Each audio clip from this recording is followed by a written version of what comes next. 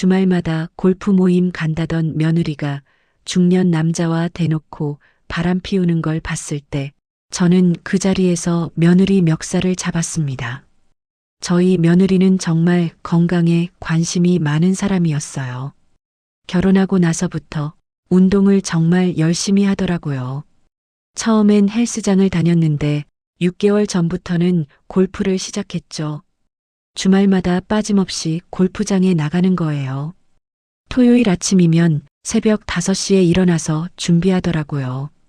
골프 복장으로 갈아입고 골프채 가방을 챙겨서 나가는 모습이 정말 열심히 운동하는 사람처럼 보였어요. 저는 좋게 봤죠. 며느리가 건강 관리를 열심히 하니까 보기 좋더라고요. 아들도 좋아했어요. 아내가 취미 생활을 즐기는 게 보기 좋다고 하면서요. 며느리는 골프 모임이 있다고 했어요. 직장 동료들이랑 함께 매주 라운딩을 한다고 하더라고요. 여자들끼리 모여서 골프도 치고 점심도 먹고 그렇게 하루를 보낸다고 했죠. 보통 오후 4시쯤 들어왔어요. 돌아오면 피곤해 보이긴 했지만 표정은 밝더라고요. 운동하고 와서 그런가 보다 했죠.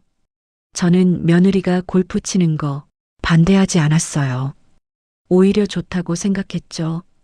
집에만 있는 것보다는 밖에 나가서 운동도 하고 사람들도 만나는 게 좋잖아요. 아들도 주말에 집에서 쉬니까 며느리가 나가 있는 동안 조용히 쉴 수 있어서 좋다고 하더라고요. 그렇게 6개월이 흘렀어요. 며느리의 골프 실력도 많이 늘었다고 하더라고요. 처음엔 레슨도 받았대요. 골프장에서 강사한테 개인 레슨을 받았다고 했죠. 그래서 실력이 빨리 늘었나 보다 했어요. 며느리는 골프 이야기를 자주 했어요.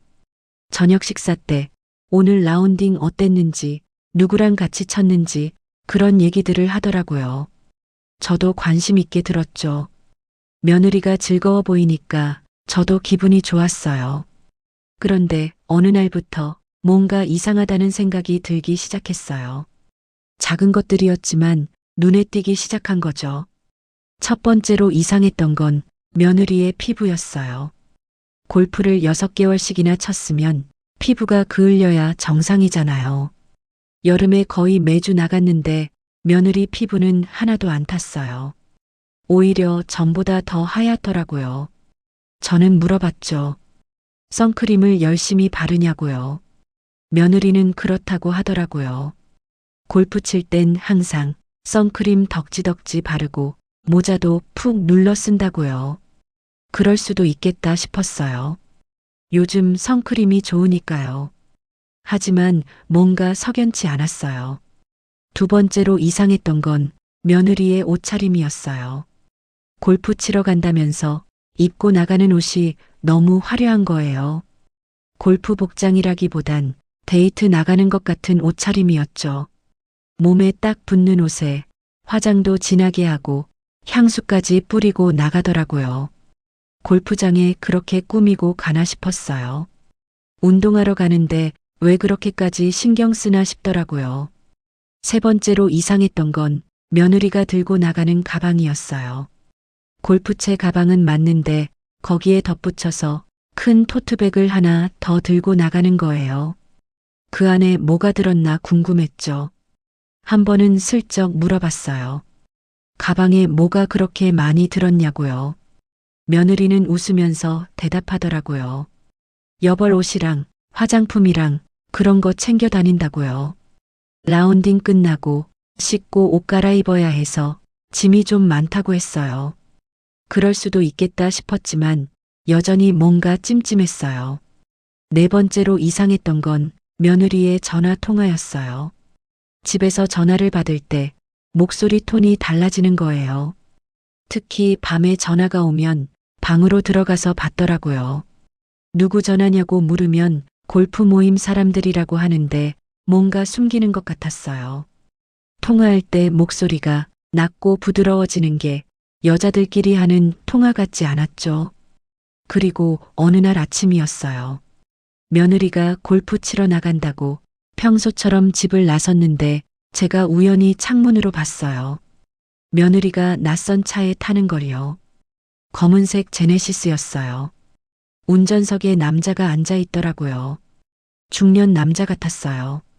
며느리가 조수석에 타니까 차가 출발하는 거예요. 저는 깜짝 놀랐죠. 골프 모임은 여자들끼리라고 했는데 남자 차를 타고 가다니요. 혹시 카풀인가 싶었지만 뭔가 이상하다는 생각이 들었어요. 그날 저녁 며느리가 돌아왔을 때 저는 넌지시 물어봤어요. 오늘 누구랑 골프 쳤냐고요. 며느리는 평소처럼 대답하더라고요. 회사 동료들이랑 쳤다고요. 저는 다시 물었죠. 어떻게 갔냐고요. 며느리는 잠깐 망설이더니 친구 차 타고 갔다고 하더라고요. 저는 더 이상 묻지 않았어요. 하지만 확신이 들었죠. 며느리가 뭔가 숨기고 있다는 걸요. 그날 밤 저는 잠을 이룰 수가 없었어요. 아침에 본 그 장면이 계속 머릿속을 맴돌았거든요. 며느리가 남자 차에 타던 모습, 그 남자의 뒷모습, 그게 자꾸 떠올랐어요. 혹시 며느리가 골프 모임이 아니라 다른 곳에 가는 건 아닐까요? 혹시 그 남자와 만나는 건 아닐까요? 상상만 해도 끔찍했어요. 하지만 확실하진 않았죠. 그냥 제 추측일 뿐이니까요. 며느리를 오해하는 건 아닐까 싶기도 했고요. 다음 주 토요일이 됐어요. 며느리는 또 골프 치러 나간다고 새벽부터 준비를 하더라고요. 저는 일부러 일찍 일어났어요. 며느리가 나가는 걸 확인하려고요. 며느리가 집을 나서자 저는 창문으로 봤어요. 역시나 지난주 그 검은색 차가 왔더라고요. 며느리가 차에 타니까 차가 출발했어요. 저는 결심했죠. 오늘은 따라가 봐야겠다고요. 진짜 골프장에 가는지 아니면 다른 곳에 가는지 확인해야겠다고 생각했어요. 저는 서둘러 옷을 갈아입었어요. 그리고 택시를 불렀죠. 며느리가 탄 차를 따라가 달라고 했어요. 기사님이 의아해 하셨지만 말없이 따라가 주셨어요. 며느리가 탄 차는 시내를 벗어나 외곽으로 갔어요. 골프장이 있는 방향이긴 했죠. 그래도 안심할 수 없었어요. 차는 계속 달려서 한 골프장 앞에 멈췄어요. 며느리가 차에서 내리더라고요. 남자도 내렸어요. 중년 남자였어요. 키가 크고 체격이 좋았죠. 골프 복장을 하고 있었어요. 둘은 함께 골프장 안으로 들어갔어요. 저는 택시에서 내렸어요. 기사님께 여기서 기다려달라고 부탁드렸죠. 그리고 골프장 안으로 들어갔어요. 접수처에서 물어봤어요. 방금 들어온 젊은 여자 어디로 갔냐고요. 직원이 친절하게 알려주더라고요. 연습장 쪽으로 갔다고요. 저는 조심스럽게 연습장 쪽으로 걸어갔어요. 멀리서 봤죠. 며느리가 있는 거리요. 그리고 그 남자도 함께 있었어요. 둘은 나란히 서서 스윙 연습을 하고 있었죠. 저는 나무 뒤에 숨어서 지켜봤어요. 처음엔 그냥 같이 연습하는 것처럼 보였어요. 하지만 시간이 지나면서 분위기가 달라지기 시작했죠. 남자가 며느리 뒤에 바짝 붙어서 스윙 자세를 잡아주는 거예요.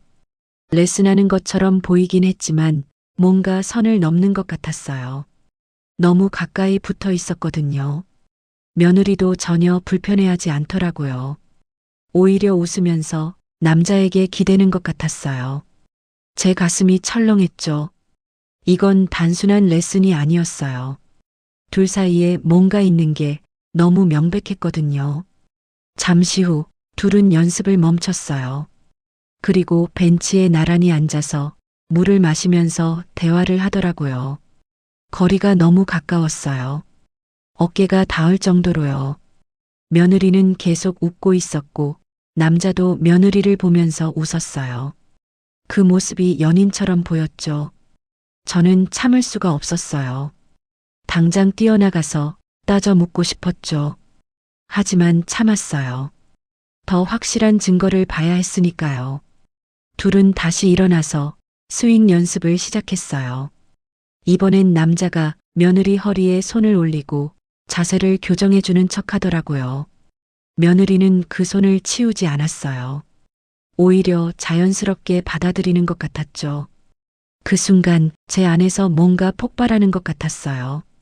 이건 명백한 불륜이었어요.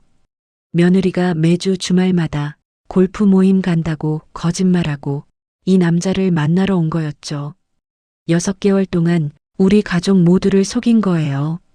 저는 더 이상 참을 수 없었어요. 숨어서 지켜만 보고 있을 수가 없었죠. 나가서 직접 확인해야 했어요. 며느리 얼굴을 보고 뭐라고 변명하는지 들어야 했어요. 저는 나무 뒤에서 나왔어요. 연습장으로 걸어갔죠. 며느리와 그 남자 쪽으로 천천히 다가갔어요. 둘은 여전히 스윙 연습에 열중하고 있었어요. 제가 오는 걸 전혀 눈치채지 못했죠. 저는 며느리 바로 뒤까지 다가갔어요. 그리고 큰 소리로 며느리 이름을 불렀어요. 며느리가 깜짝 놀라서 뒤돌아봤죠. 제 얼굴을 보더니 얼어붙은 것처럼 굳어버렸어요. 남자도 놀란 표정으로 저를 봤어요. 저는 며느리에게 물었죠. 여기서 뭐 하는 거냐고요. 골프 모임은 어디 갔냐고요.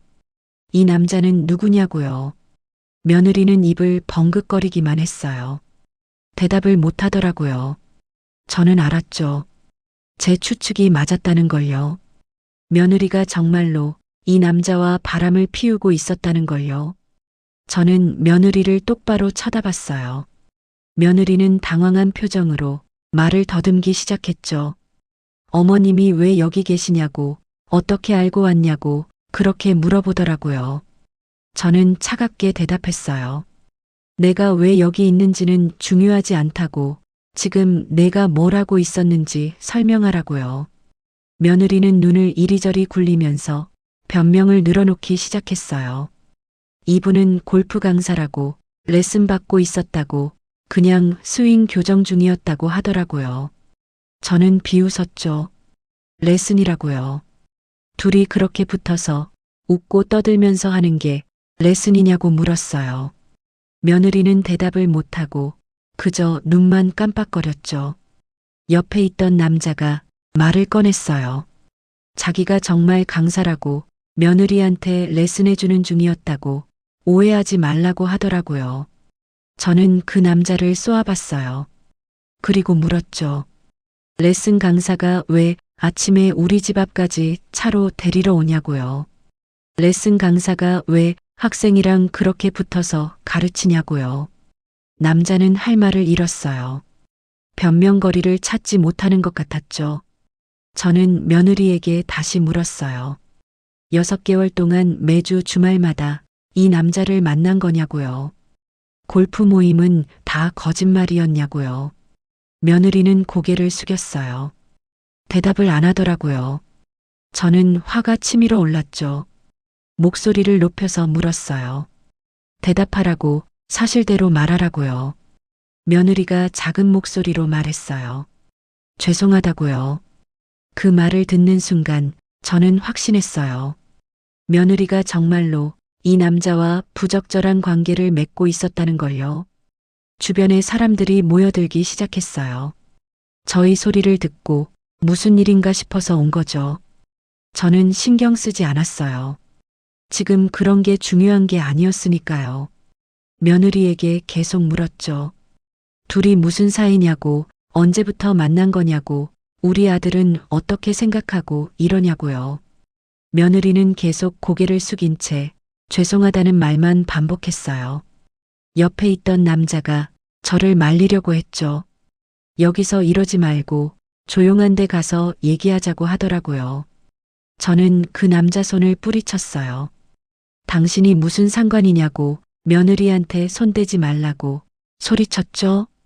남자는 난처한 표정을 지으면서 한 발 물러섰어요. 저는 며느리 팔을 잡았죠. 지금 당장 집에 가자고, 아들한테 다 말할 거라고, 이혼 각오하라고 했어요. 며느리가 울기 시작했어요. 어머님 제발이라고, 한 번만 봐달라고, 다시는 안 그러겠다고 빌더라고요. 저는 귀를 막고 싶었어요. 지금 와서 빈다고 해서 용서가 되는 게 아니었으니까요. 이미 6개월 동안 매주 우리 가족을 속였잖아요. 그게 용서가 되나요? 며느리를 끌고 주차장으로 가려고 하는데 그 남자가 따라왔어요. 저한테 자기 얘기 좀 들어달라고 사정이 있다고 하더라고요. 저는 돌아서서 그 남자를 똑바로 봤어요. 그리고 물었죠. 당신은 결혼했냐고요. 남자는 잠깐 머뭇거리더니 고개를 끄덕였어요. 저는 웃음이 나왔죠. 결혼한 사람이 남의 며느리한테 손을 댔다니요. 당신 부인은 아냐고, 당신이 지금 뭐 하는지 아냐고 물었어요. 남자는 대답을 못했어요. 저는 남자한테 말했죠. 당신 부인한테도 다 말할 거라고 각오하라고요. 남자 얼굴이 새하얘졌어요. 제발 그러지 말아달라고 자기가 잘못했다고 빌기 시작하더라고요. 저는 듣고 싶지 않았어요. 며느리 손을 잡고 주차장으로 갔죠.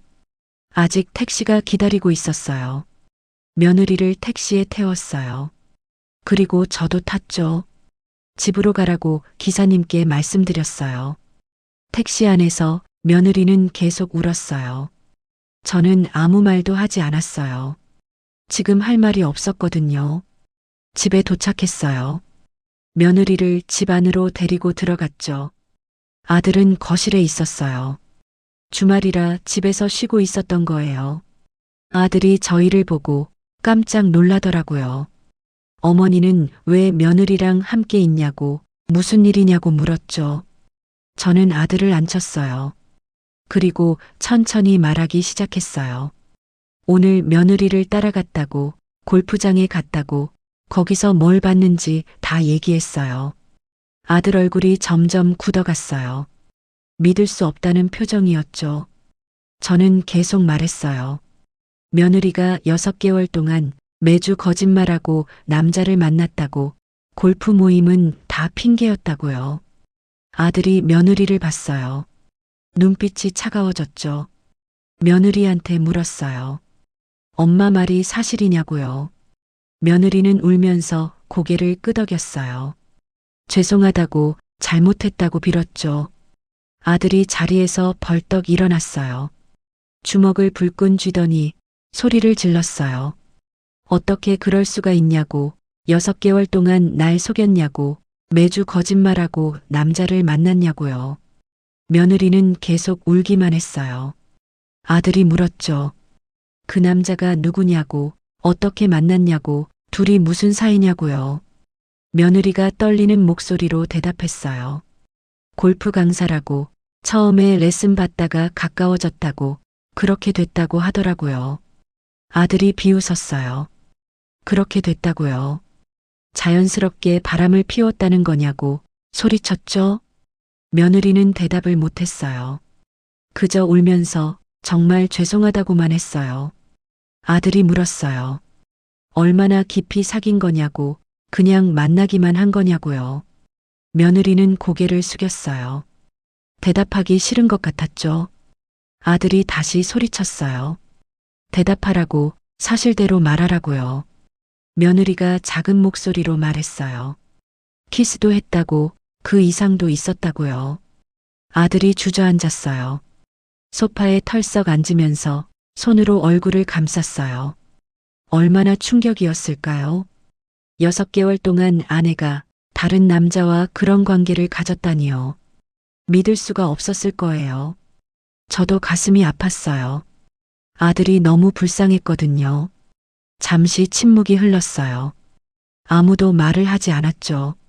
며느리는 계속 울고 있었고, 아들은 얼굴을 묶고 있었고, 저는 그 광경을 지켜보고 있었어요. 얼마나 시간이 흘렀을까요? 아들이 고개를 들었어요. 며느리를 봤죠. 그리고 말했어요. 이혼하자고요. 더 이상 같이 못 살겠다고 나가달라고 했어요. 며느리가 아들 앞에 무릎을 꿇었어요. 제발 한 번만 용서해달라고, 다시는 안 그러겠다고, 그 남자랑 끝내겠다고 빌었죠. 아들은 고개를 저었어요. 이미 늦었다고, 신뢰가 다 깨졌다고, 다시는 못 믿겠다고 했어요. 며느리는 계속 빌었지만 아들은 단호했어요. 당장 짐 싸서 나가라고, 오늘 안으로 집을 나가라고 소리쳤죠. 며느리는 어쩔 수 없었어요. 방으로 들어가서 짐을 싸기 시작했죠. 저는 거실에 남아서 아들을 위로했어요. 괜찮냐고 물었더니 아들이 고개를 저었어요. 괜찮을 리 없다고, 너무 충격이라고, 믿을 수가 없다고 하더라고요. 저도 그렇게 생각했어요. 며느리가 그럴 사람처럼 보이지 않았거든요. 항상 밝고 착했는데 이런 일을 저지를 줄은 상상도 못했죠. 사람은 겉모습만으로 판단할 수 없다는 걸 새삼 느꼈어요. 1시간쯤 지나서 며느리가 짐을 싸서 나왔어요. 큰 캐리어 2개를 끌고 나왔죠. 아들을 봤지만 아들은 고개를 돌렸어요. 보기도 싫은 것 같았죠. 며느리가 마지막으로 말했어요. 정말 죄송하다고, 용서해달라고, 다시 한번 기회를 달라고요. 하지만 아들은 대답하지 않았어요. 며느리는 어쩔 수 없이 현관으로 갔죠. 신발을 신고 문을 열고 나가려는데 돌아서서 저를 봤어요. 어머님께도 죄송하다고, 실망시켜드려서 죄송하다고 그렇게 말하더라고요. 저는 대답하지 않았어요. 지금 할 말이 없었거든요. 며느리는 고개를 숙이고 집을 나갔어요. 문이 닫히는 소리가 들렸죠. 며느리가 떠났어요. 결혼한 지 5년 만에 이런 식으로 끝나버린 거예요. 아들은 소파에 앉아서 멍하니 있었어요. 저는 옆에 앉아서 아들 손을 잡아줬죠. 힘내라고, 잘 될 거라고 위로했어요. 하지만 아들은 반응이 없었어요. 그냥 허공을 바라보고 있었죠. 얼마나 충격이었을까요? 사랑했던 아내가 6개월 동안 자기를 속이고 다른 남자를 만났다니요. 상상도 못할 배신이었을 거예요. 저도 가슴이 아팠어요. 아들이 너무 불쌍했거든요. 며느리를 잘못 만난 거죠. 그날 밤 아들은 방에 들어가서 나오지 않았어요. 밥도 안 먹고 그냥 방에만 있었죠. 저는 걱정이 됐어요. 아들이 무너질까 봐요. 다음 날 저는 결심했어요. 그 남자 부인한테도 알려줘야겠다고요. 며느리만 벌 받을 수는 없었거든요. 그 남자도 똑같이 대가를 치러야 했어요. 저는 며느리 핸드폰 번호를 알고 있었어요. 전화를 걸었죠. 며느리가 받았어요. 저는 물었어요. 그 남자 연락처를 달라고요. 며느리는 당황하면서 왜 필요하냐고 물었죠. 저는 대답했어요. 그 남자 부인한테 다 말할 거라고요. 며느리가 말했어요. 제발 그러지 말아달라고, 그 사람 가정도 있다고 부인한테 알리면 안 된다고요. 저는 비웃었어요. 그럼 우리 아들 가정은 어떻게 되는 거냐고, 그건 상관없냐고 물었죠. 며느리는 대답을 못했어요. 저는 다시 말했어요. 연락처 안 주면 직접 찾아낼 거라고, 어차피 알아낼 거니까 그냥 달라고 했죠. 며느리는 한참을 망설이다가 결국 알려줬어요.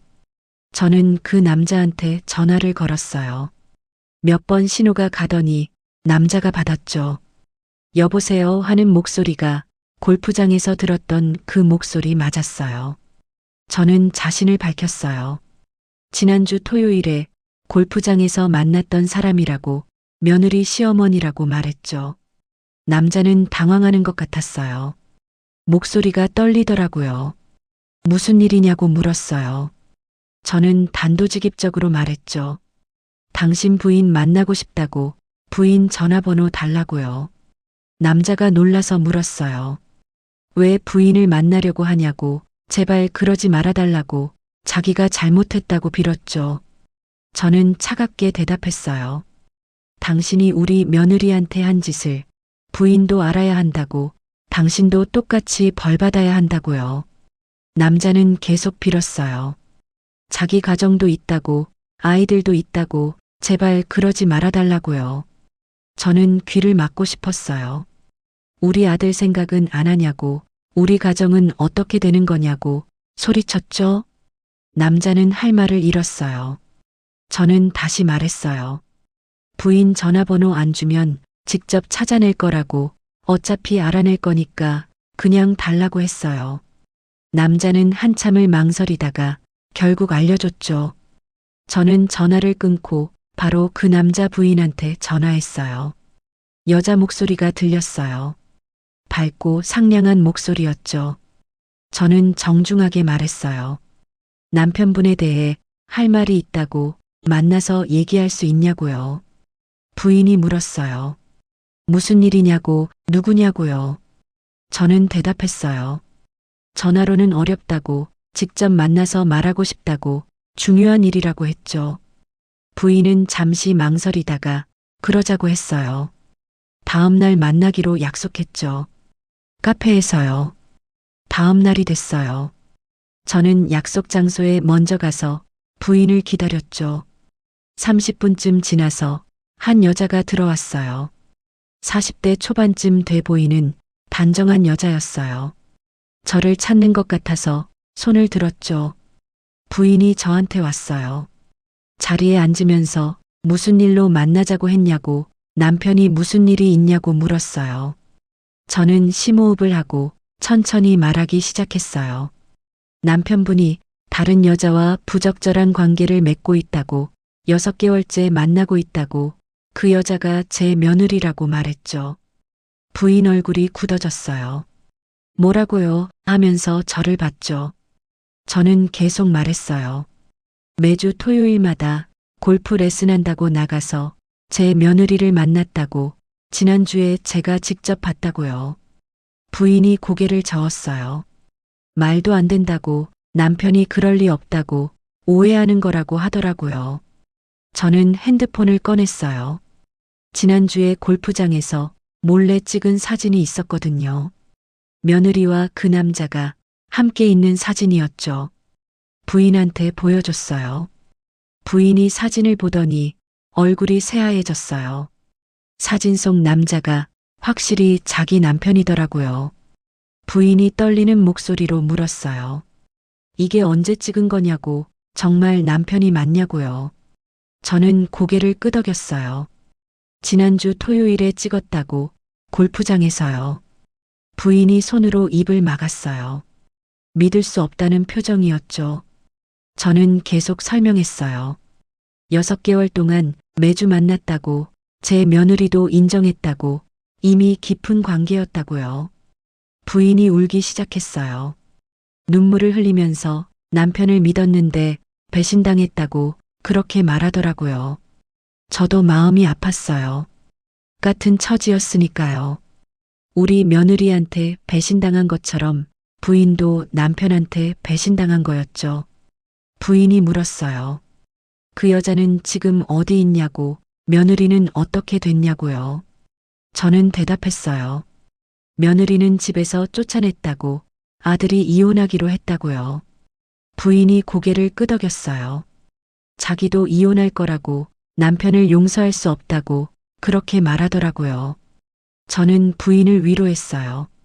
힘내라고, 잘 될 거라고요. 부인은 눈물을 닦으면서 고맙다고 했어요. 알려줘서 고맙다고, 모르고 살 뻔했다고 그렇게 말하더라고요. 저희는 1시간쯤 카페에서 얘기를 나눴어요. 서로 위로하면서 앞으로 어떻게 할지 그런 얘기들을 했죠. 부인은 당장 집에 가서 남편한테 따지겠다고 했어요. 이혼 서류도 준비하겠다고, 위자료도 청구하겠다고 단호하게 말하더라고요. 저는 응원했어요. 당연히 그래야 한다고, 배신한 사람한테 대가를 치르게 해야 한다고요. 카페를 나와서 저는 집으로 돌아왔어요. 아들이 거실에 있었죠. 표정이 많이 안 좋아 보였어요. 며칠 사이에 많이 수척해진 것 같았어요. 저는 아들한테 말했어요. 그 남자 부인을 만났다고, 다 얘기했다고, 부인도 이혼할 거라고요. 아들이 고개를 끄덕였어요. 잘했다고, 그 남자도 벌 받아야 한다고 그렇게 말하더라고요. 며칠 후 며느리한테서 전화가 왔어요. 울면서 말하더라고요. 그 남자 부인한테 왜 말했냐고 이제 정말 다 끝났다고요. 저는 차갑게 대답했어요. 당연히 말해야 하는 거 아니냐고 부인도 알 권리가 있다고 내가 무슨 짓을 한 건지 똑똑히 알아야 한다고요. 며느리는 계속 울었어요. 그 남자도 부인한테 들켰다고 지금 이혼 위기라고 그렇게 말하더라고요. 저는 그래서 어쩌라는 거냐고 동정 바라는 거냐고 차갑게 물었죠. 며느리는 대답을 못했어요. 저는 전화를 끊어버렸어요. 더 이상 듣고 싶지 않았거든요. 한 달이 지났어요. 아들이 이혼 서류를 준비했죠. 변호사를 통해서 며느리한테 보냈어요. 위자료도 청구했어요. 5천만 원을요. 불륜에 대한 대가였죠. 며느리는 처음엔 거부했대요. 위자료가 너무 많다고 깎아달라고 했다고요. 하지만 아들은 단호했어요. 한 푼도 못 깎는다고 이혼하기 싫으면 재판까지 가자고 했죠. 며느리는 어쩔 수 없었어요. 결국 서류에 서명했대요. 이혼이 확정됐죠. 5년 결혼 생활이 그렇게 끝났어요. 그 남자도 마찬가지였어요. 부인이 이혼 소송을 냈다고 들었어요. 위자료도 청구했대요. 1억 원을요. 남자는 직장도 그만뒀다고 해요. 골프장에서 일할 수 없게 됐대요. 소문이 퍼졌거든요. 학생이랑 바람을 폈다는 그런 소문이요. 골프장에서 해고당했다고 들었어요. 다른 곳에서도 일하기 어려워졌대요. 업계가 좁으니까 소문이 빨리 퍼진 거죠. 남자는 모든 걸 잃었어요. 가정도, 직장도, 명예도요. 당연한 대가였죠. 며느리도 마찬가지였어요. 친구들한테도 소문이 났대요. 다들 며느리를 외면했다고 해요. 불륜 저지른 여자라고 손가락질 당했죠. 며느리는 혼자 살게 됐어요. 외롭고 힘들게요. 하지만 그것도 스스로 선택한 길이었어요. 뒤에 이야기가 궁금하시다면 화면을 2번 터치에 이어서 감상해 주세요. 2개월이 지났어요. 아들이 조금씩 회복하기 시작했죠. 처음엔 많이 힘들어했는데 시간이 약이더라고요. 친구들도 많이 도와줬어요. 같이 술도 마시고 운동도 하면서 아들을 위로해줬죠. 저도 아들을 많이 챙겼어요. 맛있는 음식 해주고 같이 산책도 하면서 아들이 힘내도록 도와줬어요. 아들이 말하더라고요. 이제 괜찮다고, 많이 나아졌다고, 앞으로 잘 살 거라고요. 저는 정말 다행이라고 생각했어요. 아들이 무너지지 않고 다시 일어선 게요. 어느 날 며느리한테서 문자가 왔어요. 정말 죄송하다고, 잘못했다고 용서해달라는 내용이었죠. 저는 답장하지 않았어요. 이미 끝난 일이었으니까요. 며느리는 며칠에 한 번씩 문자를 보냈어요. 하지만 저는 계속 무시했죠. 용서할 생각이 없었거든요. 한 달쯤 지나니까 문자도 안 오더라고요. 며느리도 포기한 것 같았어요. 저는 그게 다행이라고 생각했어요. 이제 정말 끝났구나 싶었죠. 아들도 며느리 생각을 안 하는 것 같았어요. 며느리 얘기가 나오면 그냥 웃으면서 넘어가더라고요. 이제 과거라고 잊었다고 말했어요. 저는 안심이 됐죠. 아들이 정말 털어낸 것 같았어요. 그 남자는 어떻게 됐을까요? 소식을 들어보니까 이혼하고 혼자 산다고 해요. 작은 집에서 쪼들리게 산다더라고요. 위자료도 내야 하고 직장도 없으니까 경제적으로 힘들 거예요. 며느리랑은 연락 안 한대요. 이미 끝났다고 해요. 결국 둘 다 아무것도 얻지 못한 거죠. 사랑도, 가정도, 행복도요. 그냥 서로를 망치기만 한 거예요. 정말 어리석은 선택이었죠. 저는 이번 일을 통해서 많은 걸 배웠어요. 사람은 겉모습만으로 판단할 수 없다는 것, 누구든 실수할 수 있다는 것, 하지만 그 실수의 대가는 결코 가볍지 않다는 것을요. 며느리와 그 남자는 6개월의 불륜으로 평생을 망쳤어요. 가족도 잃고 명예도 잃고 모든 걸 잃었죠. 그게 바로 배신의 대가였어요. 6개월이 흘렀어요. 아들은 완전히 달라졌더라고요. 예전보다 훨씬 밝아졌고 자신감도 생긴 것 같았어요. 일도 열심히 하고 운동도 하면서 건강하게 지내고 있었죠. 저는 정말 기뻤어요. 아들이 이렇게 잘 회복할 줄 몰랐거든요. 어느 날 아들이 말하더라고요. 새로운 사람을 만나고 있다고요. 저는 깜짝 놀랐어요. 벌써 새로운 사람을 만나고 있었다니요. 누구냐고 물어봤죠. 아들이 설명해 줬어요. 회사 동료 소개로 1달 전부터 만나고 있다고, 정말 좋은 사람이라고 그렇게 말하더라고요. 저는 조심스럽게 물었어요.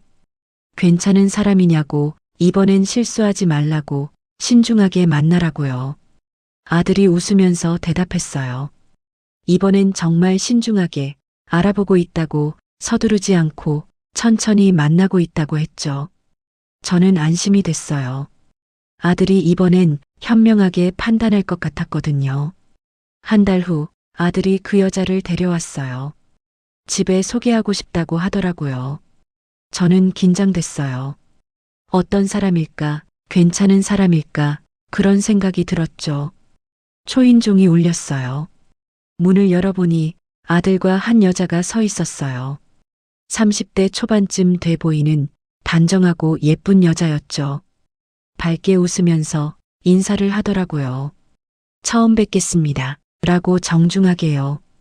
저는 반갑게 맞아줬어요. 들어오라고 하면서 편하게 있으라고 했죠. 거실에 앉아서 얘기를 나눴어요. 그 여자는 정말 괜찮아 보였어요. 말투도 공손하고 예의도 바르고 무엇보다 눈빛이 맑더라고요. 며느리랑은 완전히 달랐어요. 저는 여러 가지를 물어봤죠. 어떤 일을 하는지, 가족은 어떤지, 취미는 뭔지, 그런 것들을요.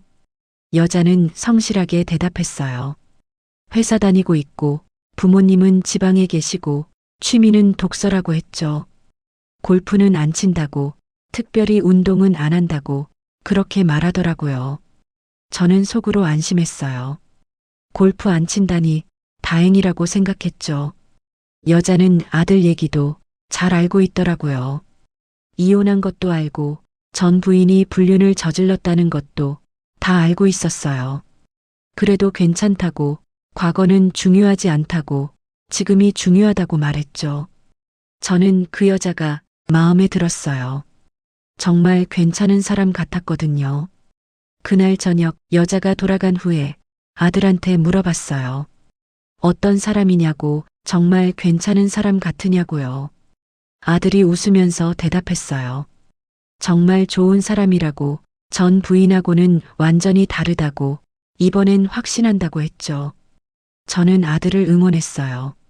잘 만나라고, 행복하게 지내라고, 그렇게 말해줬죠. 3개월이 더 지났어요. 아들과 그 여자는 계속 만나고 있었어요. 점점 더 가까워지는 것 같았죠. 저도 가끔 그 여자를 만났는데 볼 때마다 좋았어요. 정말 괜찮은 사람이었거든요. 어느 날 아들이 말하더라고요. 결혼하고 싶다고요. 그 여자랑 평생 함께하고 싶다고, 프로포즈할 거라고 했어요. 저는 정말 기뻤어요. 아들이 다시 행복을 찾은 것 같았거든요. 아들은 프로포즈를 했고 여자는 승낙했대요. 둘은 결혼을 준비하기 시작했죠. 이번엔 신중하게 천천히 준비했어요. 서두르지 않고 하나하나 꼼꼼하게요. 저도 많이 도와줬어요. 혼수도 함께 봐주고 신혼집도 함께 알아보고 그렇게 준비했죠. 결혼식 날이 다가왔어요. 저는 정말 설렜어요. 아들이 다시 결혼하다니, 새로운 시작을 하다니 정말 기쁘고 감사했죠. 결혼식 날이었어요. 날씨도 정말 좋았어요. 화창하고 따뜻한 봄날이었죠. 아들은 정말 행복해 보였어요. 신부도 정말 예뻤고요. 저는 눈물이 났어요. 기쁜 눈물이었죠. 아들이 이렇게 다시 행복해지는 걸 보니까 정말 감사했거든요. 결혼식이 끝나고 신혼여행을 다녀온 후 아들 부부는 새 집에서 새로운 생활을 시작했어요. 가끔 저희 집에 놀러 왔는데 정말 행복해 보였어요. 둘이 손잡고 와서 웃으면서 얘기하는 모습이 정말 보기 좋았죠. 새 며느리는 저한테도 잘했어요. 자주 연락하고 명절 때도 열심히 도와주고 정말 효도했죠.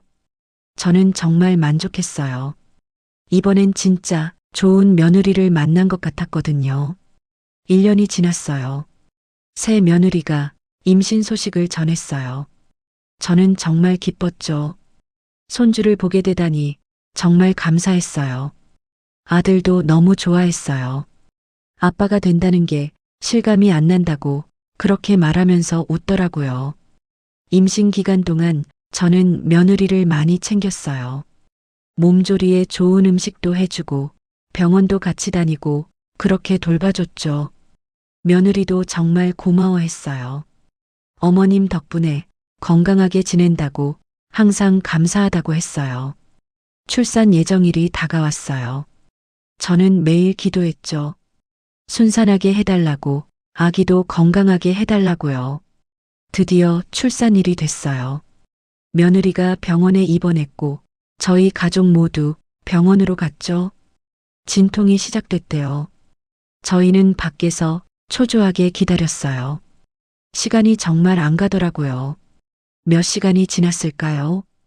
간호사가 나왔어요. 건강한 아들이라고, 산모도 아기도 건강하다고 그렇게 말해줬죠. 저는 눈물이 났어요. 정말 감사했거든요. 손주가 무사히 태어났다는 게요. 잠시 후 아기를 볼 수 있었어요. 작고 귀여운 남자 아기였어요. 저는 손주를 안아봤죠. 정말 신기했어요. 이렇게 작은 생명이 세상에 나왔다니요. 아들도 아기를 안았어요.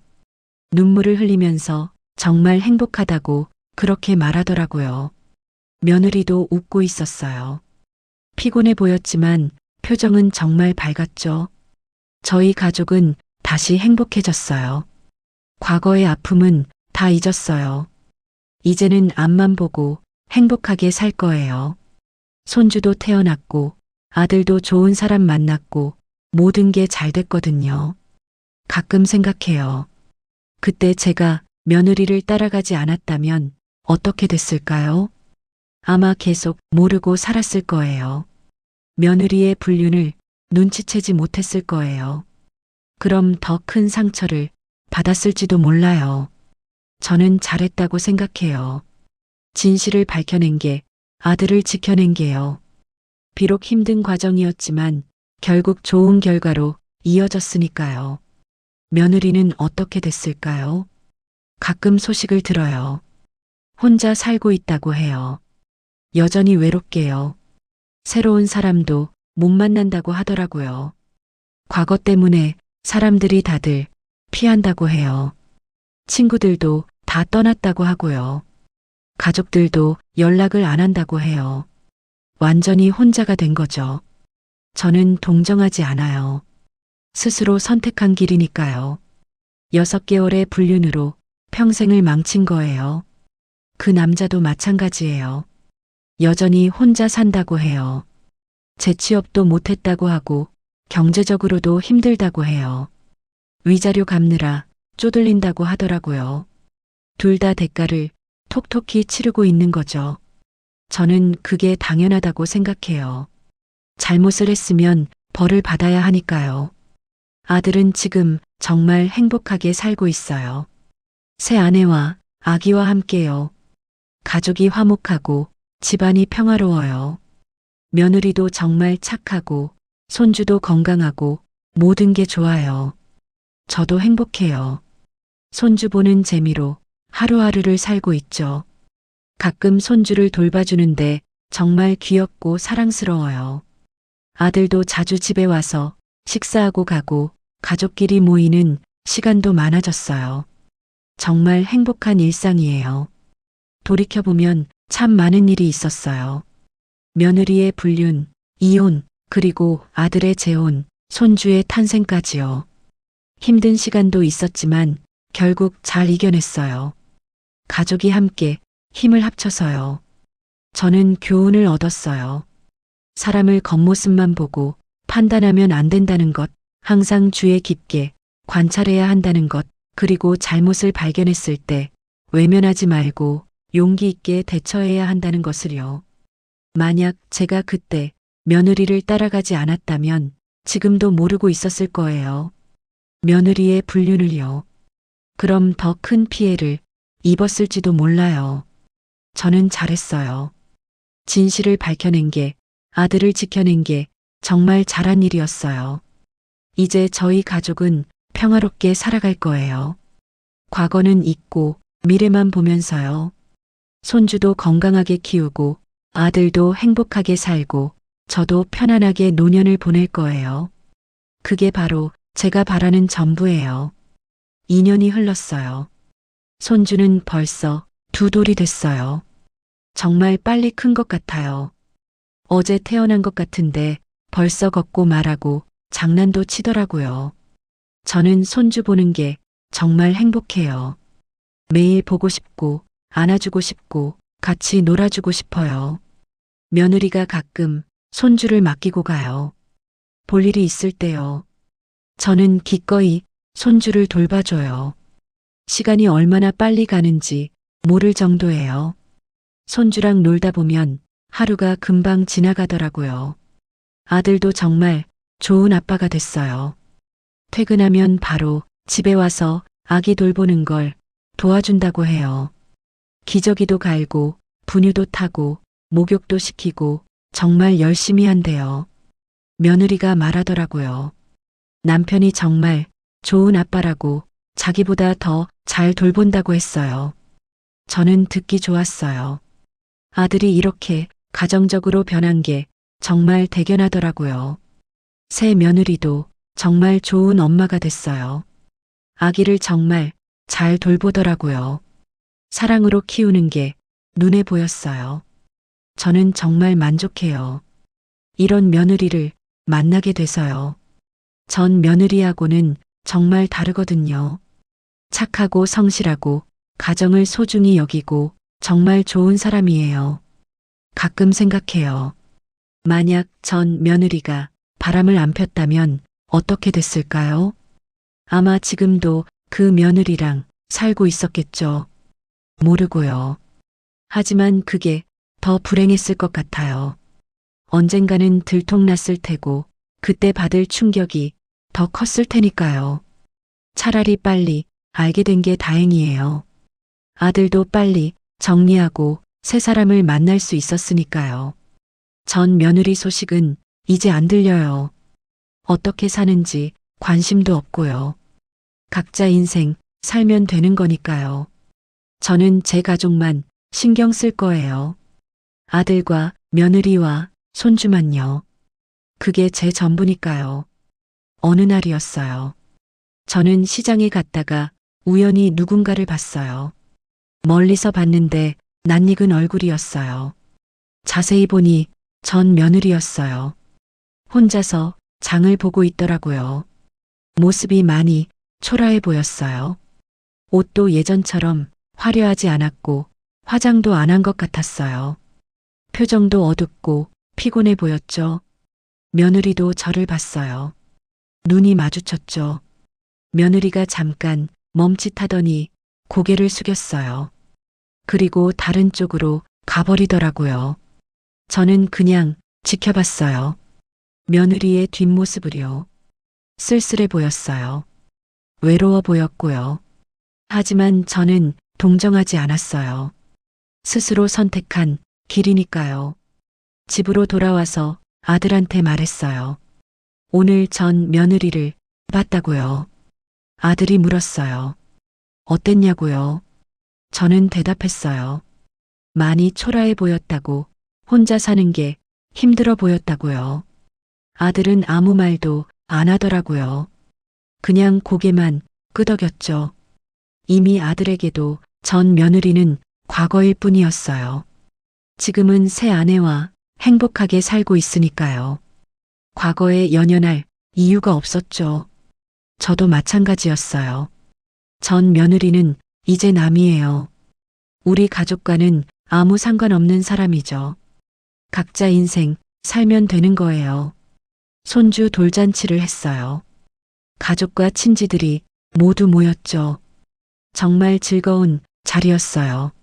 손주는 한복을 입고 정말 귀엽게 돌잡이를 했어요. 마이크를 잡더라고요. 다들 웃으면서 가수 되겠다고 그렇게 말했죠. 저는 정말 행복했어요. 이렇게 화목한 가족이 있다는 게 정말 감사했거든요. 아들도 웃고 있었고 며느리도 행복해 보였고 모든 게 완벽했어요. 사진도 많이 찍었어요.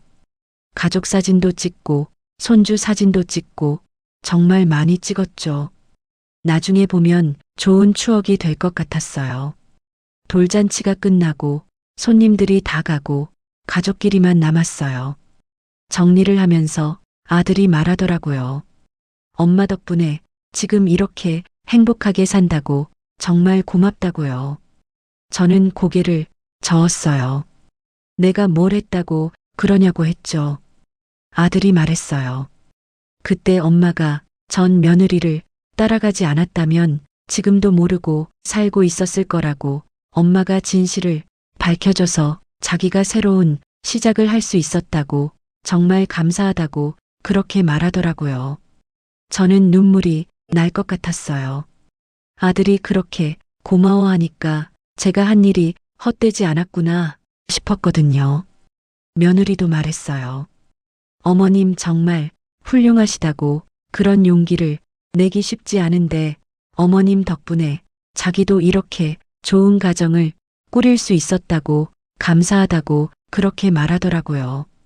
저는 정말 뿌듯했어요. 제가 옳은 일을 했다는 게 확실해졌거든요. 그날 밤 잠자리에 들면서 저는 생각했어요. 정말 많은 일이 있었구나. 힘든 시간도 있었지만 결국 잘 이겨냈구나. 우리 가족은 정말 강하구나. 그런 생각들을요. 그리고 감사했어요. 이렇게 행복한 결말을 맞이할 수 있어서요. 아들이 다시 행복을 찾아서요. 손주도 건강하게 자라고 있어서요. 며느리도 정말 좋은 사람이어서요. 모든 게 감사했어요. 다음 날 아들네 가족이 저희 집에 왔어요. 주말이라서 같이 시간을 보내러 온 거예요. 손주를 데리고 공원에 갔어요. 날씨도 좋고 바람도 시원해서 산책하기 딱 좋았죠. 손주는 비둘기를 쫓아다니며 놀았어요. 정말 귀엽더라고요. 저희는 벤치에 앉아서 그 모습을 지켜봤어요. 아들이 말했어요. 정말 행복하다고, 이런 날이 올 줄 몰랐다고, 엄마 덕분이라고 또 그렇게 말하더라고요. 저는 웃으면서 대답했어요. 이제 그만 고맙다고 하라고, 우리 가족이니까 당연한 거라고요. 며느리도 웃으면서 맞아요 라고 했어요. 우리는 그렇게 평화로운 시간을 보냈어요. 지금 저는 정말 행복해요. 아들도 행복하고 며느리도 행복하고 손주도 건강하고 우리 가족 모두가 행복하거든요. 과거의 아픈 기억은 이제 다 잊었어요. 전 며느리도 그 남자도 이제 우리 인생과는 아무 상관없는 사람들이에요. 저는 교훈을 얻었어요. 진실은 언젠가 드러난다는 것, 잘못은 반드시 대가를 치른다는 것, 그리고 용기 있게 행동하면 좋은 결과가 따라온다는 것을요. 만약 제가 그날 며느리를 따라가지 않았다면 지금 우리 가족은 어떻게 됐을까요? 아마 여전히 거짓 속에서 살고 있었겠죠. 언젠가 더 큰 상처를 받았을 테고요. 저는 정말 잘했다고 생각해요. 용기를 낸 게, 진실을 밝힌 게 정말 잘한 일이었어요. 이제 우리 가족은 앞만 보고 살아갈 거예요. 행복하게요. 손주는 무럭무럭 자라고 있어요. 말도 제법 하고 장난도 많이 치고 정말 귀여워요. 아들은 좋은 아빠로, 며느리는 좋은 엄마로 정말 열심히 아이를 키우고 있어요. 저도 옆에서 많이 도와주고 있고요. 이게 바로 행복이구나 싶어요.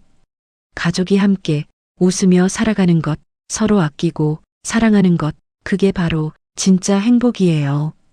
전 며느리가 바람을 피운 건 정말 잘못된 일이었지만 어쩌면 그 일이 우리 가족에게는 전화위복이 됐는지도 몰라요. 그 일이 없었다면 아들이 지금의 며느리를 만나지 못했을 테니까요.